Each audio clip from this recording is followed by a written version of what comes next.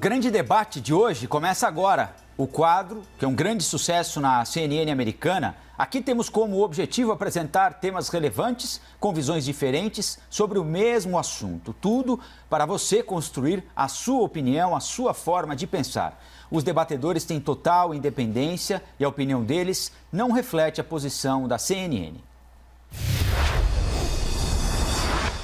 Participam comigo as advogadas Gisele Soares e Verônica Sterman. Bom dia, Gisele, Verônica. Bom dia. O governo divulga hoje dados do CAGED, daqui a pouquinho, referentes a junho. São os números de empregos e de desempregados no país, empregos gerados e desempregados no país. No retorno ao trabalho, depois de se curar da Covid-19, o presidente Bolsonaro disse que, abre aspas, acabaram com o emprego no Brasil, fecha aspas. Bolsonaro disse também: muitos problemas para resolver que outros fizeram e colocaram no meu colo.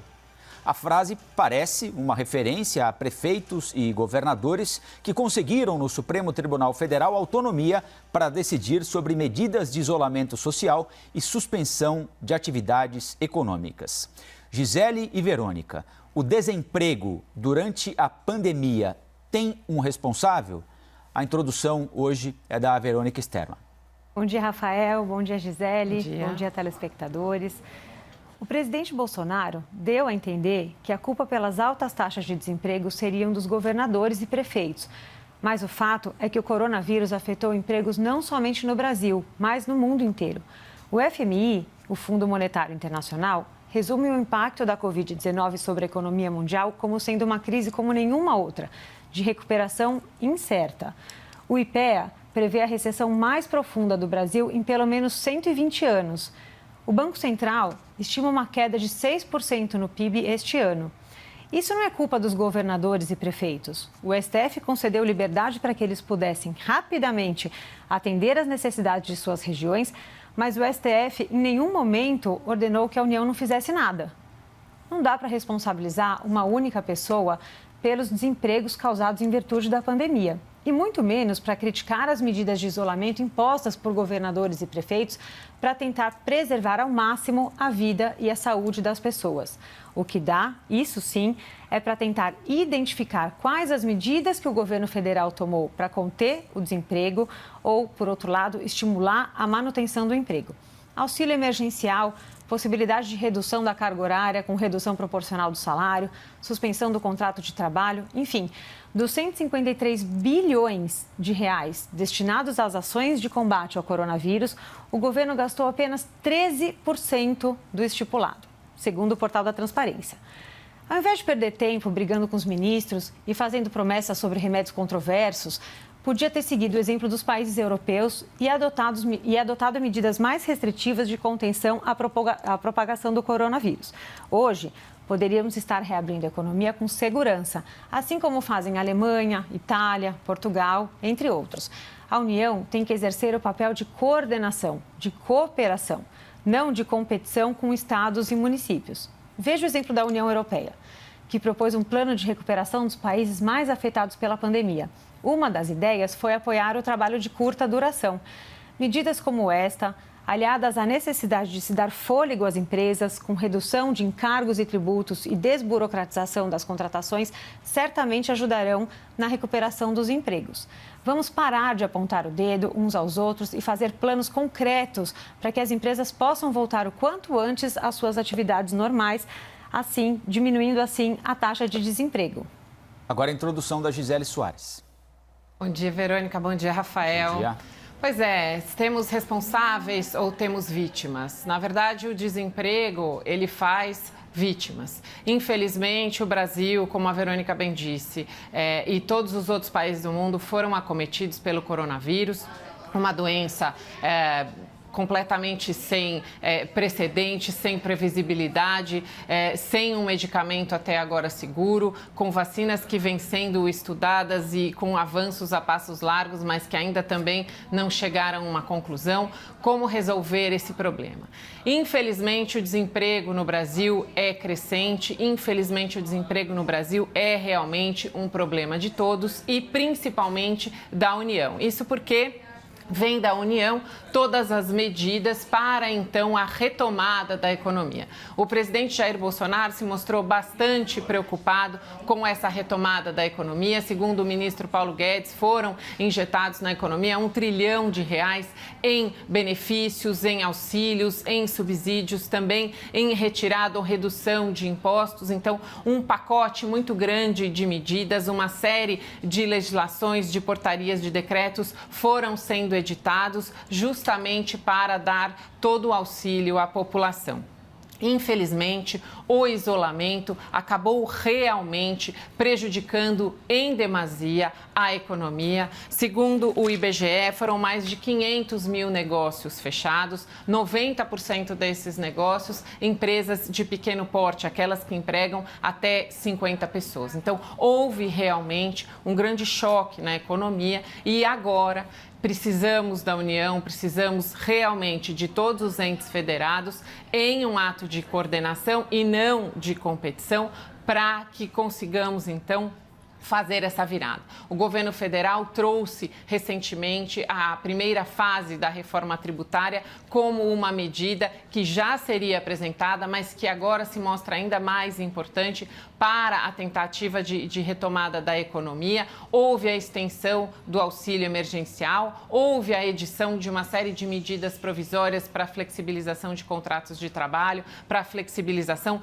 das outras modalidades de contrato, auxílios específicos ao turismo, aos grandes eventos com relação à possibilidade de remarcação desses eventos no futuro ou da devolução em prestações posteriores, justamente para toda a tentativa de preservação dos empregos. O desemprego, ele causa uma série de problemas de saúde. Então, no final das contas, Verônica, a gente não está falando de economia versus saúde, mas nós acabamos discutindo realmente saúde versus saúde, ou seja, como preservar a economia, tornar essa economia saudável de novo para conseguirmos manter a saúde das pessoas, porque infelizmente não é só o coronavírus que acomete, mas outras doenças também causadas pelo isolamento, pela falta de emprego, também estão acometendo os nossos brasileiros e é isso que nós precisamos pensar agora, como dar esse próximo passo e essa é a proposta do presidente quando ele fala que tem muitos problemas a resolver. Ele realmente, nesse momento, tem muitos problemas a resolver.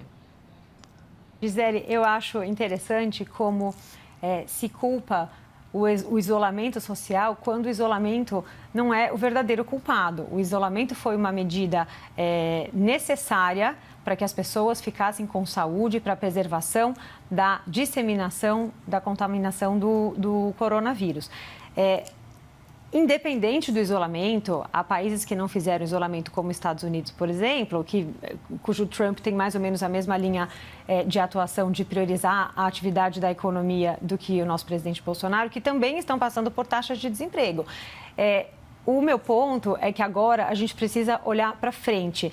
Veja você, por exemplo, na Alemanha, houve um isolamento muito radical, houve um congelamento da economia, congelamento de oferta e demanda para conter a disseminação do coronavírus e, com isso, o governo pôde traçar um plano de ação para que a economia agora, com a curva achatada, com a quantidade de casos controlada, a economia pudesse ser retomada.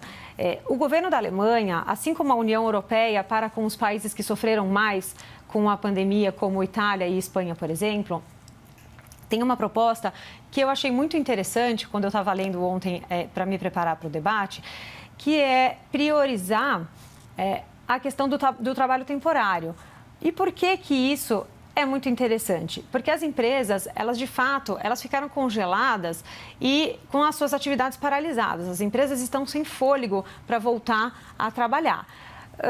Com a possibilidade de contratação temporariamente das pessoas, você ajuda nos dois polos. Você ajuda a empresa que não precisa de todas as medidas de preparação, de contenção, de organização financeira para poder recontratar as pessoas e, ao mesmo tempo, você ajuda o trabalhador que, por um tempo, um período determinado, vai ter o seu emprego. Isso é o pontapé inicial, é o que deveríamos fazer aqui. O governo federal daqui deveria dar esse pontapé inicial para que a economia se reaqueça. Em reaquecendo a economia, automaticamente, os trabalhos que vão ser temporários no primeiro momento, as empresas passam a ter necessidade de ter um trabalho mais definitivo.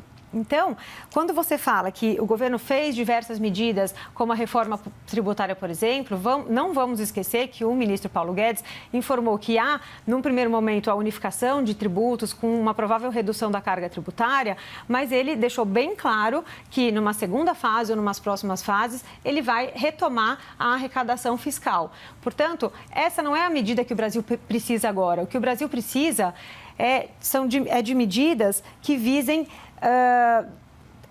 estimular as empresas para que as empresas se sintam confortáveis financeiramente e economicamente para contratar, para reaquecer as suas atividades, para retomar as suas atividades. Pois para a gente conseguir ter posições de trabalho temporário, Verônica, a gente precisa ter trabalho, a gente precisa ter demanda, a gente precisa ter empresa que consiga prover esses trabalhos temporários. Foram fechadas mais de 500 mil empresas, isso na primeira quinzena de junho, segundo o IBGE. Então, a gente está falando de uma situação terrível para a economia. A questão Desculpa te interromper, Gisele, mas aí vem o meu ponto, que o governo destinou, logo no começo da pandemia, 153 bilhões de reais para as ações de combate ao coronavírus. Ele utilizou, segundo o portal da Transparência, 13% desse valor. Então, está na hora do governo começar também a fazer medidas de reaquecer a economia com injeção de dinheiro, com estímulo às empresas. Na Europa, na Alemanha, que é um bom exemplo, o governo de lá, ele incentivou muito a construção civil, as obras ferroviárias, as obras rodoviárias. Isso tudo gera muito emprego, muita geração de renda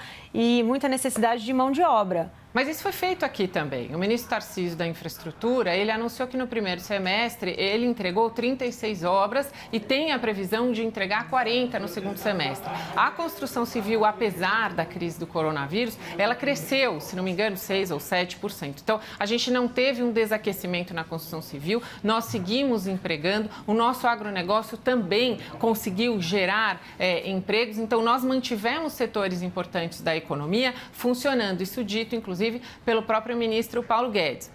Houve, sim, uma injeção de 1 trilhão na economia brasileira. Mas, como disse o presidente em uma das entrevistas recentes que ele concedeu, é justamente que este dinheiro, essa possibilidade da União de fazer esses aportes, é uma possibilidade finita, até porque esse dinheiro é o nosso dinheiro, é o dinheiro arrecadado de nós contribuintes. Então, o presidente, ele manifesta essa preocupação porque ele diz, olha, nós demos o auxílio emergencial de R$600, postergamos esse auxílio por mais alguns meses, mas não há a menor possibilidade de continuarmos fazendo esse pagamento. Até porque o que nós queremos é resgatar a dignidade das pessoas. Nós não queremos um Estado assistencialista, nós queremos um Estado fomentador para que as pessoas realmente atinjam aquela chamada rampa de acesso dita pelo próprio ministro Paulo Guedes. Então, o que nós precisamos é resgatar essas pessoas, dar um mínimo de condição para que elas consigam galgar espaços melhores. E, para isso, realmente, precisamos fomentar a economia. Como é que vamos fazer isso? Vamos recorrer à União. Então, os estados e municípios, os governadores e prefeitos, eles decretaram, sim, por terem competência, isolamentos horizontais, muitos, inclusive, lockdown. Sobre o lockdown, há um estudo do Banco JP Morgan muito interessante, publicado em maio, que faz uma pesquisa macro quantitativa justamente para calcular e acaba tendo uma conclusão preliminar de que o lockdown ele tem uma capacidade, uma letalidade altíssima. Então, o JP Morgan faz até, na conclusão do seu trabalho, uma crítica dizendo que, olha, o lockdown ele é devastador para a vida das pessoas. Então, as pessoas ficaram isoladas em casa, muitas delas não foram aos hospitais, nem mesmo com sintomas de coronavírus. Outras doenças, cirurgias eletivas não foram realizadas. Então, essa conta, inclusive, da saúde daqueles que defenderam o fique em casa a todo custo, também vai chegar. Isso porque essas pessoas acometidas por todas essas doenças, mais as doenças causadas pelo próprio desemprego, que é absolutamente nefasto. Tem um estudo do Mises que mostrou que o desemprego ele aumenta em 83% a taxa de letalidade, principalmente entre os homens e, mais ainda, naqueles que já sofreram perdas de emprego anteriores. Então, são dados absolutamente devastadores que precisam ser levados em conta. E é essa preocupação manifestada pelo presidente. Então, ele diz nas suas falas, e ele manifesta, e manifestou desde sempre, desde o começo do coronavírus, quando fez a defesa de um isolamento vertical, ou seja, de um isolamento não total, mas de um isolamento das pessoas de risco, a sua tentativa era justamente a preservação da economia para que não chegássemos a essa situação atual. Fica à vontade. Gisele, vamos lá. É absolutamente previsível essa fala do presidente Bolsonaro. Seja qualquer que seja a medida que ele tivesse adotado, seja tentando priorizar a atividade econômica ou fazendo o isolamento, a crise do desemprego ia chegar. A crise chegou em todos os países. O desemprego é uma realidade frente à pandemia. As medidas de isolamento são medidas que visavam preservar a saúde e a vida das pessoas. A questão da atividade econômica, não dava para ela ter continuado. Hoje, veja você, por exemplo, como que as empresas vão retomar as suas atividades se elas não têm fôlego financeiro e, em segundo lugar, se elas não têm segurança de que os seus empregados não vão contaminar. Um empregado que seja contaminado não vai disseminar essa contaminação para todos os outros, a empresa teria obrigatoriamente que fechar suas portas novamente. Nós não temos essa segurança ainda para voltar ao trabalho. Com relação à injeção de dinheiro para a retomada da economia nas empresas, os empresários não receberam esse dinheiro. São 500 mil empresas fechadas porque eles não receberam dinheiro. O Banco Central concedeu ele disponibilizou 1,2 trilhões de reais aos bancos para que os bancos pudessem, assim, desburocratizar e facilitar a concessão de créditos a pequenas e médias empresas. O que fizeram os bancos? Não concederam esses créditos e, assim, as empresas foram quebrando. Então, o que eu estou dizendo é que é necessário que haja uma política unificada de incentivo a essas empresas, porque são as empresas que vão dar os empregos. Então, as empresas não podem ficar desamparadas, além do dinheiro que é preciso injetar na economia, é preciso que se façam políticas de privilégio para essas empresas, pelo menos nesse primeiro momento, para que elas possam retomar suas atividades com segurança, com crédito, com taxas mais baixas, enfim, de uma forma que a economia consiga dar o primeiro passo.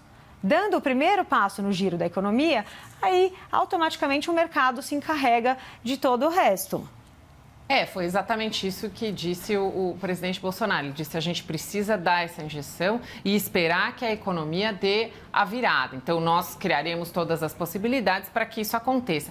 Não dá para manter a empresa aberta, Verônica, se você não tem empregados que podem ir à empresa para trabalhar. O teletrabalho, ele foi uma opção, mas ele, infelizmente, não foi uma opção que poderia atender a todos os segmentos empresariais. Então, essa foi também uma dificuldade. Mas vamos parar de olhar para trás e para a gente ter uma situação propositiva aqui, a gente tem que pensar para frente.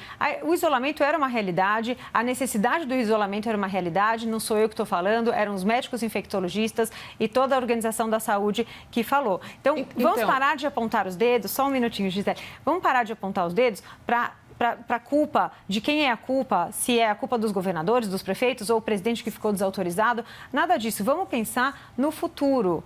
Vamos pensar em como a gente pode recuperar. Hoje, as empresas já têm, em algumas localidades do Brasil, com segurança, elas poderiam começar a reabrir as portas de novo. Mas elas não têm esse dinheiro, elas foram paralisadas, o lucro delas e a rentabilidade foi paralisada durante esses meses por um mal maior, que fugiu do controle de todas elas, mas agora está na hora de retomar. Okay.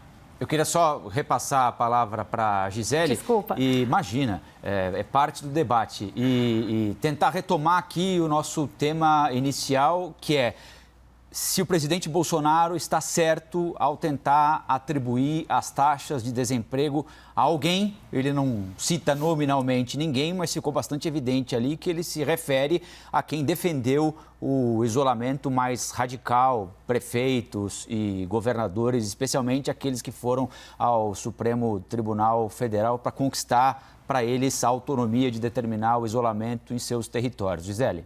Pois é, exatamente. Houve esse antagonismo. O presidente tomou uma posição desde o início, defendendo um isolamento mais setorial. Então, não defendia o isolamento, ele foi inclusive contrário àquele isolamento horizontal, mas houve a propositura dessa ação direta de inconstitucionalidade pelo Partido da Rede e acabou-se, então, chegando a essa decisão que entendeu pelas competências concorrentes. Então, estados e municípios acabaram recebendo tendo confirmado o que já havia previsto na Constituição da sua competência concorrente e, a partir daí, fizeram as suas determinações, cada estado à sua maneira, os prefeitos também acatando os decretos dos estados e atendendo às necessidades das suas localidades. Agora, passado esse período de isolamento horizontal, volta-se ao governo federal para que, então, o governo federal resolva o problema, porque estados e municípios não têm e não gozam das verbas ou de dinheiro público suficiente para, então, trazerem essa solução. E é exatamente nesse ponto que se coloca o presidente. Ele, inclusive, numa das suas falas, disse, olha, estamos na iminência de eleições municipais, que os cidadãos brasileiros, os eleitores, perguntem aos candidatos como serão as suas políticas com relação à pandemia, porque a pandemia não vai acabar em novembro, então estejam interessados. Ele disse até que, num primeiro momento, não irá apoiar nenhum candidato a nenhuma prefeitura do Brasil, mas que então ele sugere que as pessoas se interessem e perguntem como serão feitas as administrações locais com relação à pandemia. Então, o presidente sempre teve essa postura de isolamento mais setorial, foi contrário a esse isolamento horizontal que foi adotado por muitos estados. O nosso estado de São Paulo adotou o isolamento horizontal, o prefeito propôs uma série de formas de rodízio, acabou causando mais aglomeração do que conseguindo distanciamento. Há muitos críticos atualmente à flexibilização proposta, então o estado de São Paulo vem flexibilizando, abrindo a economia. Há muitos críticos que ainda seguem na linha de defender que tudo continue fechado. Há uma pressão agora voltada, até pela própria fala da Verônica, com relação às empresas, então a este socorro das empresas mais do estado para que então essa economia seja retomada. Este é um problema que já era previsto desde o início. Não só no Brasil, isso é bem verdade. Todos os países do mundo já sabiam que enfrentariam problemas na economia com a vinda do coronavírus, com o acometimento da pandemia em todos os países do mundo. O que houve aqui no Brasil foi esse desentendimento, que também não é uma exclusividade do Brasil. Nos Estados Unidos, também o presidente Trump se desentendeu e também foi contrário a políticas dos estados americanos. Houve também divergências em outros países da Europa, a adoção dos isolamentos em momentos distintos e muitas outras críticas. Mas, especificamente com relação à posição do governo federal, o governo federal adotou todas as medidas para possibilitar o enfrentamento da pandemia da melhor forma que era possível, ou seja, forneceu EPIs, forneceu o auxílio emergencial, possibilitou a construção dos hospitais de campanha. Aqui em São Paulo, até uma curiosidade, esses hospitais de campanha já estão sendo até desativados. Então, houve a construção dos hospitais de campanha em outros estados. Houve, infelizmente, inclusive até o desvio de verbas. Temos visto operações da Polícia Federal quase que diárias por conta de desvios dessas verbas da saúde. E agora, o governo federal, então, neste novo momento da pandemia, que é um momento dinâmico, agora precisamos verificar como é que faremos todos juntos para recuperar a economia. Mas, de novo, a posição do presidente sempre foi a mesma. Ele defendia justamente esse isolamento mais setorial e não horizontal, como foi o adotado. Mais uma vez, eu digo que a culpa não é do isolamento. A taxa de desemprego subiria invariavelmente. O Dória falou uma vez, em algum das suas coletivas, de que 70% das empresas de São Paulo continuaram funcionando mesmo com o isolamento. O presidente Bolsonaro, por outro lado, ele demorou mais de um mês para sancionar o projeto de lei que foi enviado pelo Senado de incentivo às pequenas e médias empresas.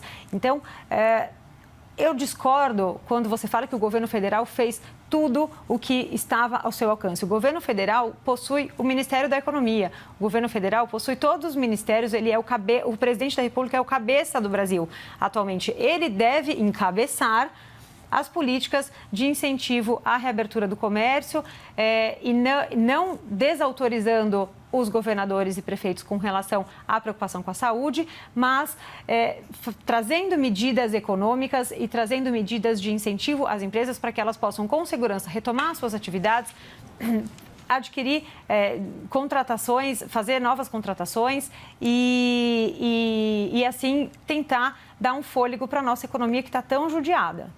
Mas acho que a desautorização talvez tenha sido inversa, Verônica. Houve, por parte do governo federal, a iniciativa primeira, houve, inclusive, essa tentativa de criação de uma política nacional de combate à pandemia. Mas, e Gisele, aí desculpa... houve autonomia... Só um minuto. Claro. Então, assim, estados e prefeitos acabaram se alçando a essa condição, buscando essa competência e buscando esse protagonismo, muitas vezes até por interesse político, não por um interesse realmente com relação à saúde da população. Então, houve sim esse avanço, desculpa te interromper só concluindo, mas um avanço e uma tentativa de protagonismo muito mais dos governadores do que do presidente nesse antagonismo. Desculpa, acabei de interromper. Agora, queria só aproveitar para já avisar a Verônica e a Gisele que a gente está partindo para os argumentos finais. Nossa, já?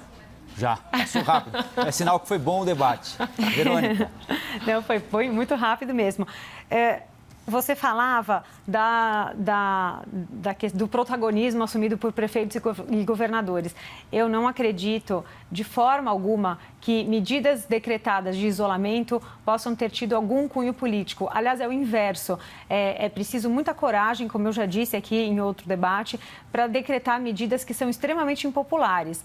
O governo federal, por sua vez, o presidente Bolsonaro foi absolutamente, eu repito, previsível. É a famosa frase, eu te disse, nós sabíamos que quando ele decidiu tomar medidas de descaso pela situação da saúde, de enfrentar os seus ministros da saúde e decidir priorizar, na visão dele, a economia, seja do jeito que fosse, ele decide... nós sabíamos que ele apontaria o dedo mais tarde para os governadores e prefeitos. Isso não é uma questão não é uma novidade. Eu acho que agora o momento é de parar de apontar o dedo para as pessoas, parar de querer achar um culpado. Nenhum problema caiu no colo do presidente. Ele é o presidente da República, ele deve resolver os problemas de amplitude nacional. Então, ele não tem que resolver, não são problemas que foram criados numa situação em que o presidente não sabia que isso aconteceria. Ele sabia e ele deveria ter se preparado para isso. Então, vamos criar políticas nacionais de incentivo ao empresariado, de incentivo à retomada da economia, com segurança e com apoio às empresas pequenas e médias, especialmente pequenas e médias empresas. Agora, os argumentos finais da Gisele Soares. O governo federal não se furtou em nenhum momento a assumir o protagonismo, a enfrentar a crise do coronavírus. Todos os ministros, todos os ministérios se reuniram, criaram planos inclusive interministeriais, justamente para que houvesse essa cooperação do governo federal e esse auxílio, esse subsídio, essa ajuda, esse apoio a estados e municípios no combate ao coronavírus. O que houve foi que estados e municípios, muitas vezes, se alçando da sua competência, que é uma competência prevista na Constituição, acabaram adotando medidas que eram justamente contrárias àquela orientação do governo federal ou aquele plano traçado pelo governo federal para o enfrentamento dessa pandemia. Uma dessas medidas foi justamente a adoção pela maioria dos estados e dos prefeitos do isolamento horizontal. Nós não podemos nos esquecer de algumas premissas básicas de informações que foram trazidas pela própria Organização Mundial de Saúde desde o começo da pandemia sobre o coronavírus. O coronavírus tinha altíssimo índice de contaminação e baixo índice de letalidade. Essas eram as duas premissas que sempre foram trazidas pela OMS. Então, todos os países foram orientados a cuidar para adotar, se o caso, algum tipo de isolamento, não para não contaminar as pessoas, mas para preservar os hospitais, ou seja, para preservar e não colapsar o sistema de saúde, para que os sistemas de saúde tivessem condição de receber essas pessoas. Então, nessa medida, o isolamento horizontal, ele foi adotado. Não houve um colapso dos hospitais, mas agora, neste momento, estamos recebendo as consequências deste isolamento e agora vamos esperar de governadores, prefeitos e também do governo federal as respostas para a recuperação da economia e dos empregos das pessoas. Bom, eu agradeço as nossas debatedoras desta manhã, a Gisele Soares, a Verônica Sterman. E lembro que todas as edições do Grande Debate estão disponíveis na íntegra no nosso site cnnbrasil.com.br, no nosso canal oficial do YouTube e também em formato podcast em todas as plataformas de áudio.